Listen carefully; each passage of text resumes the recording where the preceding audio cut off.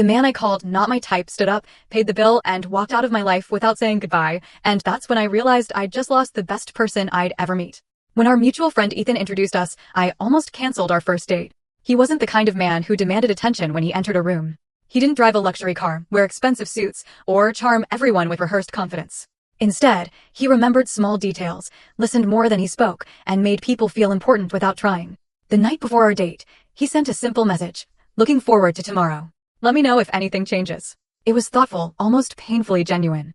I rolled my eyes, convinced he was too nice to be interesting, but I went anyway. We met at a cozy Italian restaurant, and from the moment we sat down, he surprised me. He asked questions because he genuinely cared about the answers. When he noticed I was cold, he quietly asked the waiter to lower the air conditioning without making a scene. There were no games, no ego, no need to impress me. Being with him felt calm, safe, and effortless. Yet that calmness confused me because I had spent years believing love was supposed to feel unpredictable and chaotic. We kept seeing each other. One date became several, and before long I found myself waiting for his good morning texts, smiling at the playlists he made for me, and laughing at the little things only he remembered. Still, I kept him at arm's length. Part of me couldn't believe someone so kind could actually want me. Then one evening he invited me to a rooftop restaurant overlooking the city. The lights stretched for miles, soft music floated through the air, and he smiled as he pulled out my chair before quietly telling me I looked beautiful. Instead of simply saying thank you, I ruined everything with one careless sentence. You're not really my usual type, I laughed nervously, but you're amazing. His smile disappeared almost instantly. The warmth in his eyes faded, replaced by a quiet sadness I'll never forget.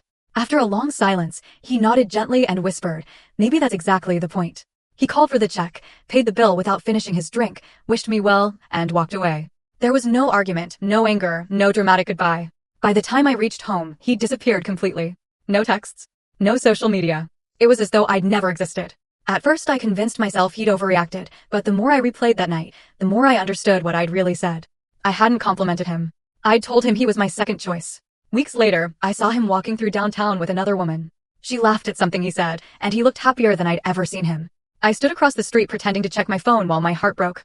That's when I finally understood the truth. Ethan was never the problem. My idea of love was. I had mistaken emotional chaos for passion for so long that genuine kindness felt unfamiliar. I chased people who made me question my worth and rejected the one person who never did. He didn't leave because he was weak. He left because he finally realized he deserved someone who would never make him wonder if he was enough. By trying to tell him he wasn't my type, I accidentally showed him he deserved someone better than me, and he believed me. Some mistakes don't end with shouting or tears. Sometimes they end with a quiet goodbye, an empty chair across the table, and the painful realization that the person you were searching for was the one you chose to walk away from.